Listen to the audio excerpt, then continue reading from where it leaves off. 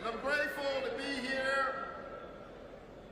I want to start this a little bit again. I seem to miss your chat. Sorry. Last time. Listen. Yes.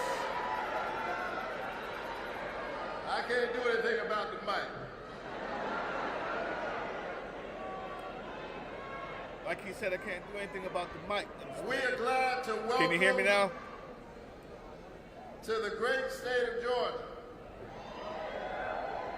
the next president of the United States of America.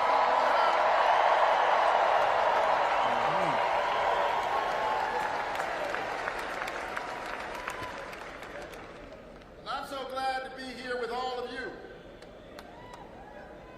And I'm grateful to be here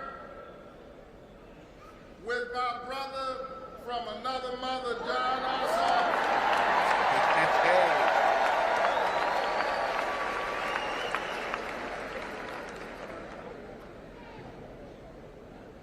Look at us and know what the whole nation knows.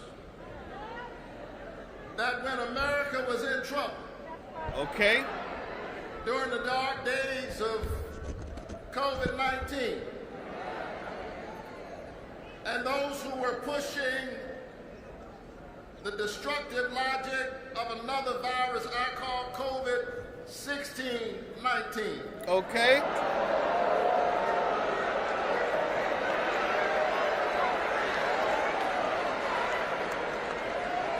When there were those who were trying to divide us, because that's what people do who do not have vision. They traffic in division. They don't know how to lead us, and so they try to divide us. Yes. Who would have thought that when Joe Biden won the White House, we'd be waiting to see who would have the majority of the Senate, and what are the chances that you need 2 Senate seats and they both be in the same state?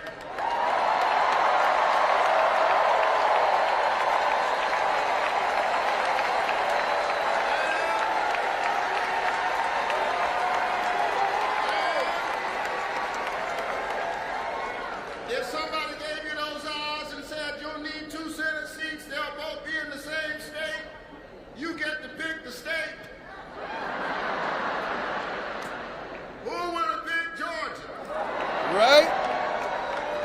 Well, we got the last laugh. Georgia saved the whole nation.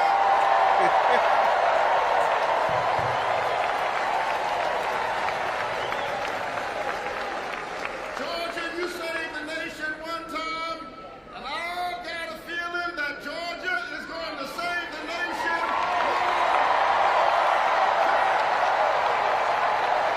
Let that applause sink in. Let applause sink in. Listen, Okay, before we go on, this is impromptu. I just wanted to talk about it with you. We're gonna move on quickly. I'm not gonna have a rant, but it's important that you know. Living in Georgia, you begin to feel like there's no point in voting. I'm being honest. For a long time, we voted. But you began to feel like there was no point in voting. It was so solidly red. Okay? And then when that happened, when you saw Raphael Warnock and John Ossoff win, when you saw them reject Herschel Walker, Mr. I got a real badge from the police. Do you know about the vampires? I'm a Christian. When you saw that foolishness being paraded out as blackness, Christianity. When you see people like Marjorie Taylor Greene, the knuckle dragger herself, feed into the stereotype that the people from the South are somehow just the lowest of the Lord. the lowest IQ people you can think of. When you think of the Southerner, if that's all we had, when you lived here for as long as I have, you began to say to yourself, will it ever turn blue? Yes. Yes, it did.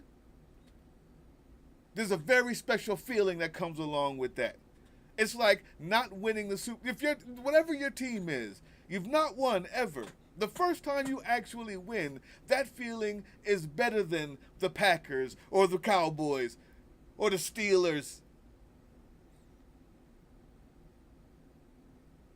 It's the first time you know that there's actually a chance here. It meant something. And I have a feeling with speeches like this, not like the Orange Man,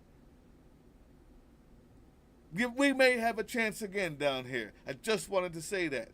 Anybody has anything to say, type it in there. We're doing this live for that reason, so we can talk with each other. Here we go. Let's finish this.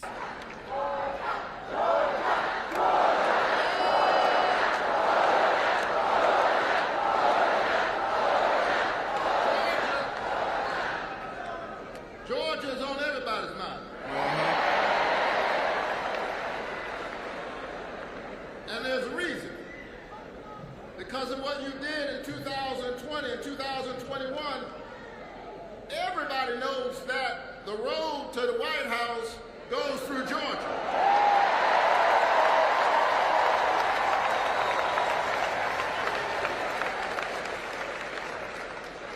Now the Vice President knows it, but I'll tell you, she's not the only one who knows it. There are other folks who know it. In fact, I heard a phone call.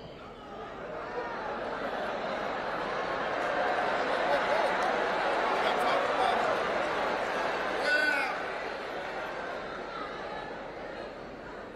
a Florida man called into Georgia and said, I need 11,870 votes. No, I want you to think about that.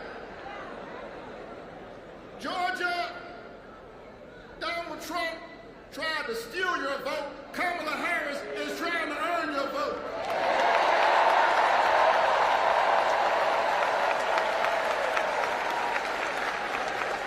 And she's been doing it. I can tell you all the ways in which she's been doing it, but I want you to think.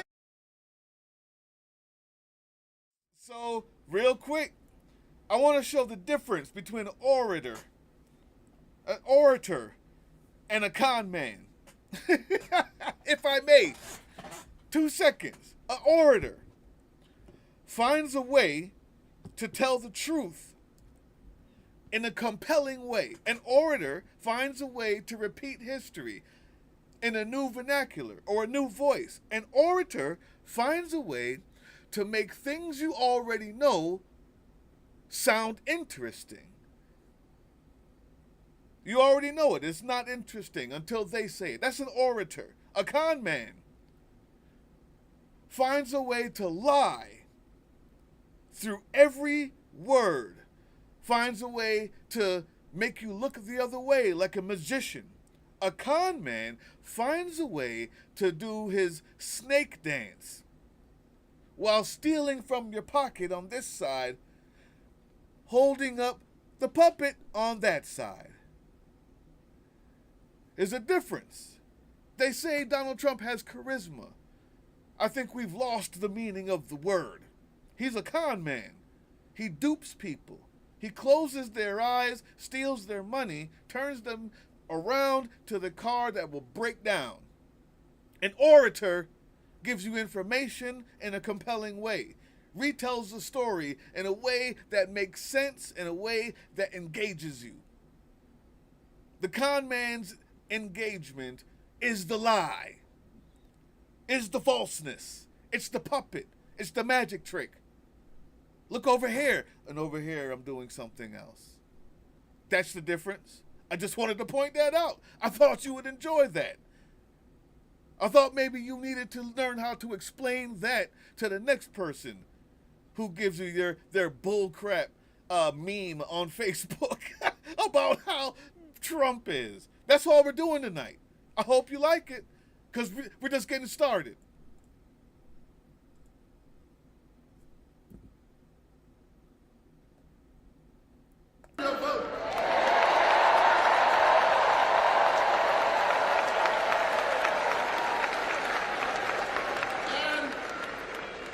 She's been doing it.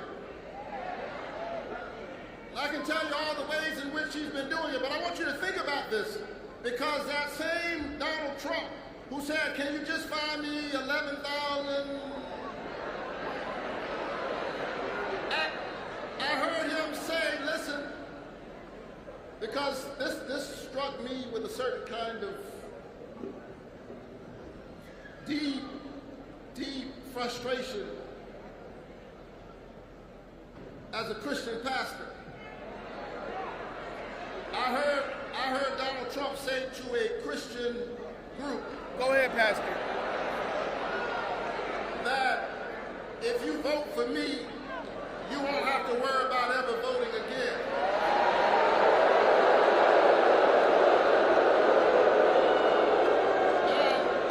And he said that like that was some good news.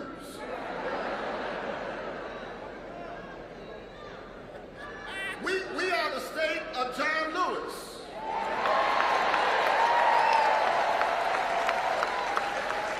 We are the home state of Andrew Young and C.T. Vivian. We are the home state of Martin Luther King Jr. and you guys say you don't have to vote again. That doesn't sound like freedom, that sounds like bondage. And so this campaign, folks, is about freedom. So the question is, do you want to be free? Or do you want to go back? We want freedom, right? If you want freedom, you got to vote like you've never voted before. You got to call everybody you know and tell them to show up. here's the deal. You know it's coming. Where my people at? I want you to talk in the chat section. That's why I got it. Holla at me. Unless I can't see if you're already talking and maybe I'm missing it. But holla at me. You knew I was going to talk about it. This is what it said on the thumbnail. I want you to remember. I want you to remember this. Laura Malcolm, my illustrious co-host, is not a Christian. It's a very, very special reason why I purposefully set out to find an informed, different opinion. Because America is not a Christian nation. America is a secular nation. That's why. Because the main thing about Martin Luther King, the main thing about Warnock, Raphael Warnock here, is that Christianity defines him.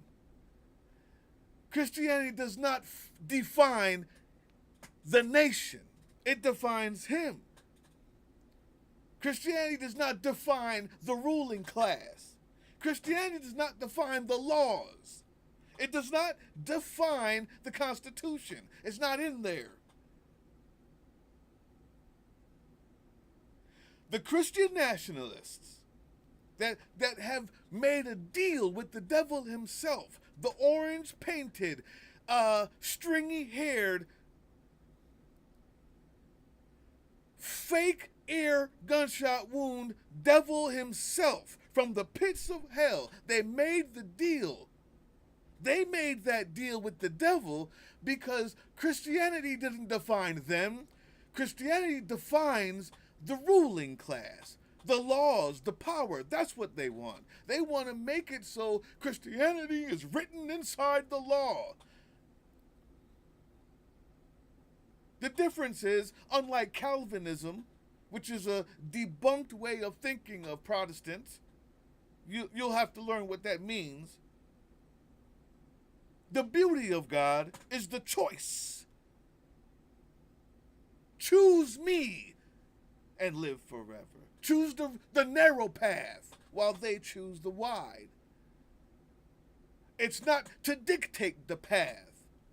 It's not to write the path into law. That's what the Christian nationalists want to do. They don't want to define themselves with Christianity. They will die inside to ensure that they can define the laws. They use it as a tool, as a battering ram, as a bat to beat you down. It has nothing to do with them. That's why they can change so much. That's why they can change so much. It has nothing to do with them. Christianity has nothing to do with them. God, Christ, spirituality, all the bullshit that they talk about has nothing to do with them. It's only to do with the laws, the power, how to use it, how to bludgeon. The person who has it in them, the love, the fruits of the Spirit. Yeah, this is a political show. I also speak sermons too. I don't do it often, but I decided to go live today because it matters to me. That's why. If you have it in you, love, kindness, patience, the rejection of jealousy,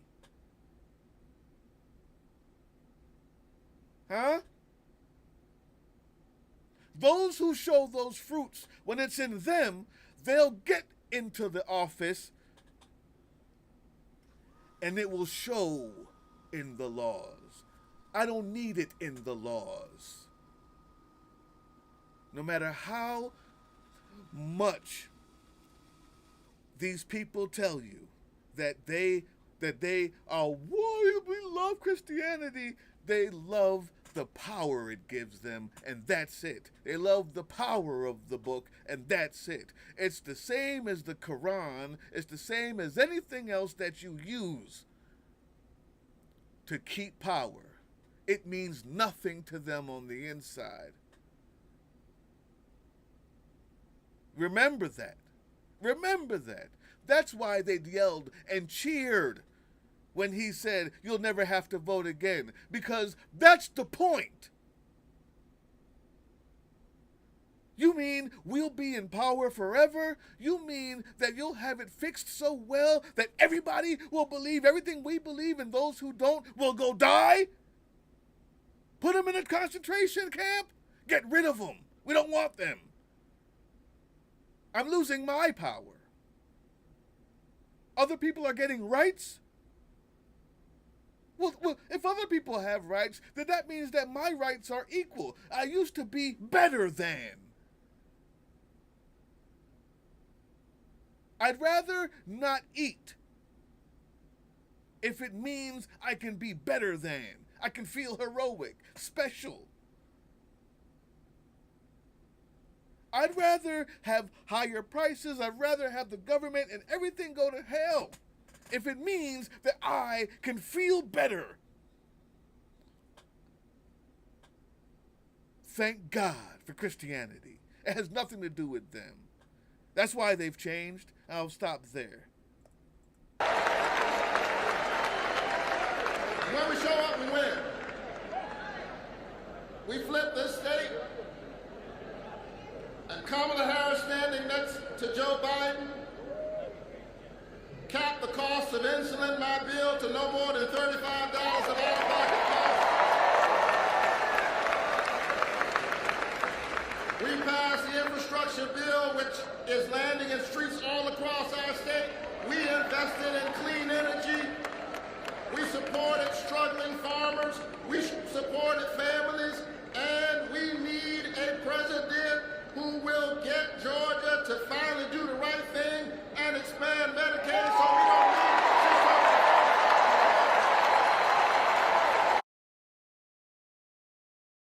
Number 3, Georgia, the red state, the Christian state, the state where they've outlawed basically abortion because by the time you're 6 weeks pregnant, you didn't even know. Georgia, the state where wearing a mask was too bad, but wearing a patch on your ear looking like a dummy was okay. Georgia, the same state, refused to take the money from the government to expand Medicare and Medicaid, leaving people dead in the street, leaving the elderly with nothing while they go to church and say, Lord, Lord, hallelujah! While they go to church and their pastor preaches snake oil to them. While their pastor gives them a pass for being selfish, greedy, gluttonous. It might be the fattest state for that reason. While their pastor tells them, you go to hell if you vote for a Democrat. But God will take care of it. In that same state, they had money coming in from the Obamacare, but because it was from a black president and a Democrat, equally both as bad in their eyes, they neglected to take it. Who cares about the elderly, the poor, the sickly, the least of us? I ask you, who cares about the elderly, the poor, the sickly, the least of us? The answer is Jesus. Remember that? Remember that one. I'm not trying to preach. I'm just holding up a mirror. The next time you get a Facebook post from some imbecile, from some knuckle dragger, from some fool who calls themselves a Christian and tells you that you're bad, Laura Malcolm, because you're a pagan. Huh? The next time you get that post on Twitter, which I know you don't even mess with none of those, remember to tell them that Jesus was probably more like you than them. That's all. That's all I wanted to say. I'd love to know what you think about that.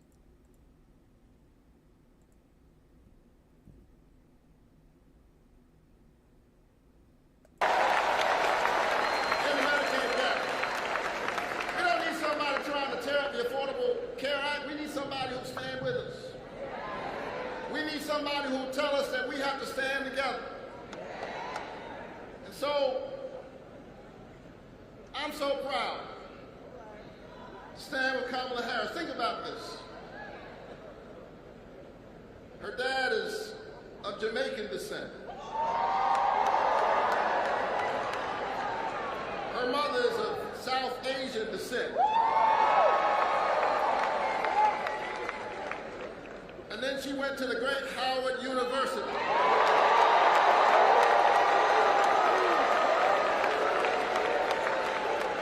Worked in California, worked in the United States Senate. That is the American story, and she brings all of those strands together. She sees us because in the real sense, she is all of us.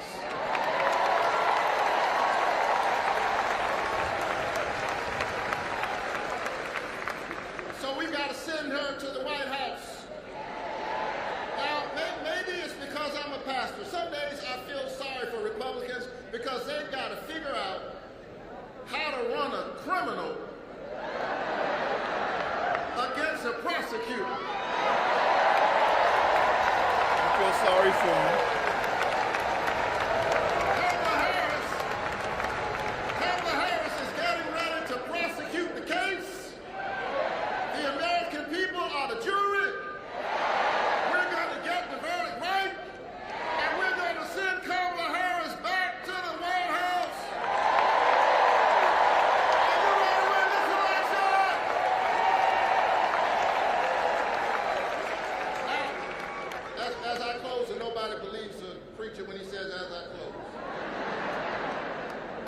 Everybody from Georgia many knows great that. experiences already with Madam Vice President, but I can't forget that day when we did an incredible thing.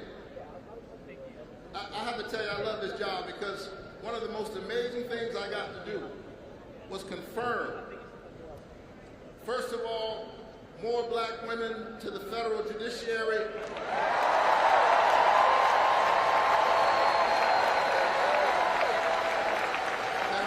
Administrations combined, we got to confirm Ketanji Brown Jackson to the United States.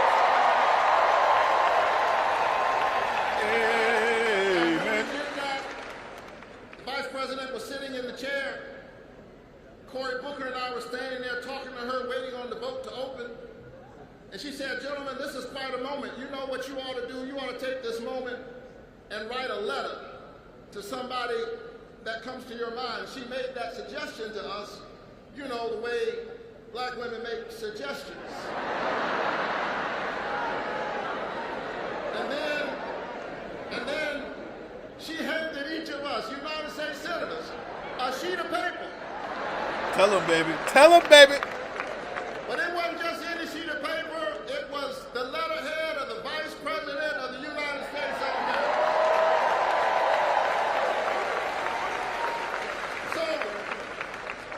I sat down and I wrote a letter to my 5-year-old daughter. She was 5 at the time, Chloe. And I said, dear Chloe, today we confirm to the United States Supreme Court Justice Ketanji Brown Jackson in the history of our nation. She's the first Supreme Court justice who looks like you with hair like yours.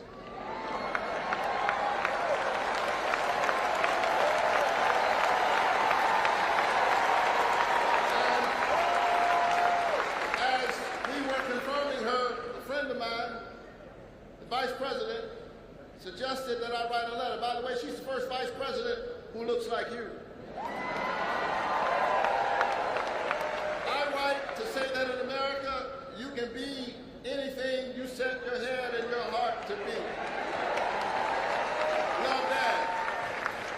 I wrote that letter to my 5-year-old daughter. I was so caught up with enthusiasm, I called her on FaceTime to read the letter. She's 5 years old. She listened to the letter. She was not impressed. She said, can I go out and play now? She didn't understand that letter then, but she'll understand it in a few years.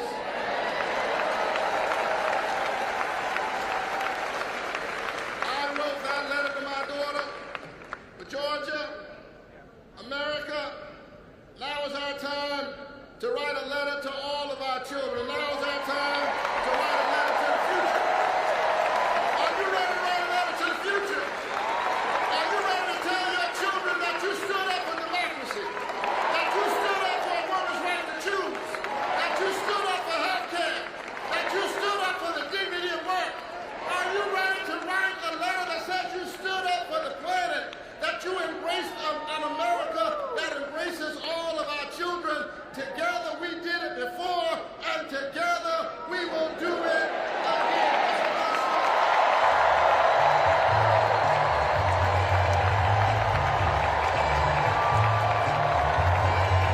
One more time. Let me get a good picture. Let me get it right there. That's a good one. Just like that. Just like that. Good and decent people of YouTube, today you're watching Political Drain. Political Drain is a show that I thought needed to be made.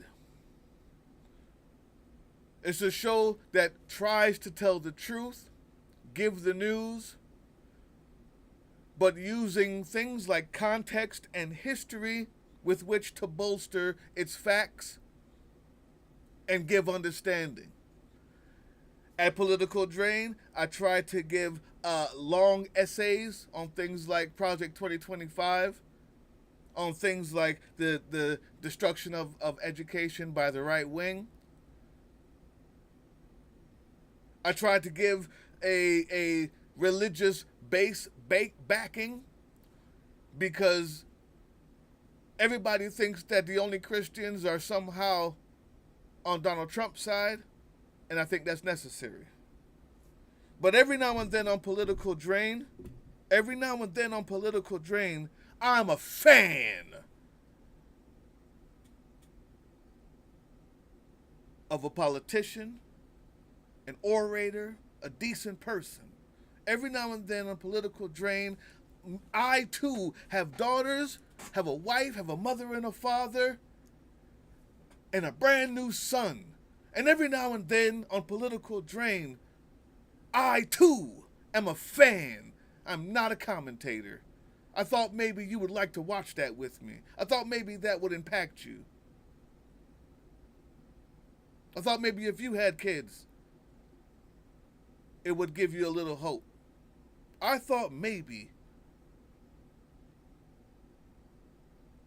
that you too wouldn't feel alone like I did when I saw that. I felt seen, heard, understood by an orator of the highest class. When you get tired of watching the orange miscreant, rapist, now this is going to get demonetized because I said that. Please donate. We have super chat and all of that. Get some shirts or something. Help me out. Join the channel. When you get tired of the orange miscreant, philanderer, poor golfer, liar, thief, used car salesman, old, hateful, disgusting, stinky, crab-faced bum on the other side, leading Christians by the ring in their nose like cattle to the fire, to their own slaughter. When you get tired of it, come check me out. Huh? Come watch this. Remind yourself that we're out here. Remind yourself that you're not alone. When you get tired of watching that, don't stop watching it, because you need to see it. I'm live today. Sometimes I'm just a fan and I'm going to press record because I think maybe somebody's out there just like me. Maybe somebody's out there like Sonia Kaur that would love to hear it.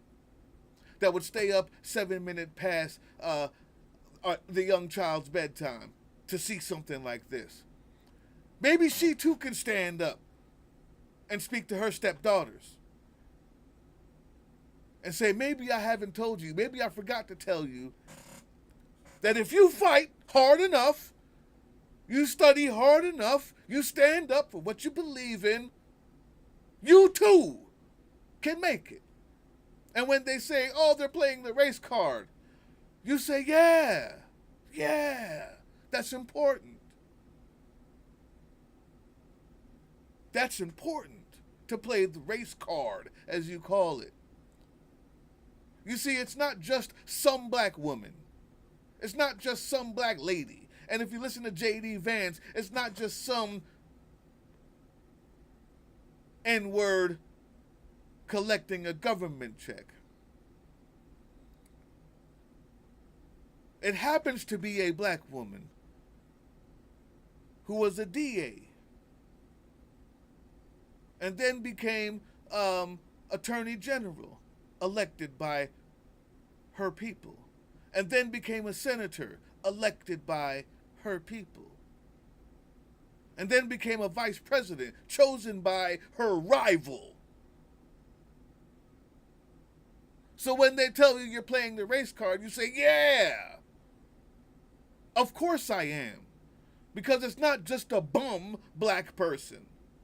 It happens to be the most qualified person, and she's black. Remember that. Good night. I love you. I didn't end the stream yet. I'm back. I almost forgot to drop all my... I was about to drop the mic, but I should have dropped the link first, people. I'm back. Hold on. if you join the channel, listen, we need you. We need you. I do this for you. Laura does this for you. We have pro. Let me make sure that we have a former French magistrate going to be talking with us on Thursday, live, to talk to us about the healthcare system in France, to talk to us about what we can do in America, talk to us about the education. I'm posting the link now, people. Check it out. Join the channel. We could use you. We could use you. Whether you're pagan, Christian, Jewish, Muslim, Hindu, atheist, agnostic or otherwise, join the channel. We believe that there's one America, and we believe that there's a voice that's missing. Join the channel. Get some hope. Get the truth. If you join, for members only, we got a live coming up. Former French magistrate talking about the important issues. Healthcare, how they got it going out there in France. It's ridiculously good. Something we could learn from. The education. He's a former teacher. The ripples of our election, the longest lasting, the oldest democracy on earth. How the world is seeing it. It's important. Join us, won't you? Join us. All right. I posted a link. Come to the channel. Join the channel. Whatever it is you do, we love you. I think I've done all the selling I could do. Thank you, guys. Thank you for joining me on this one. It was special. It was special.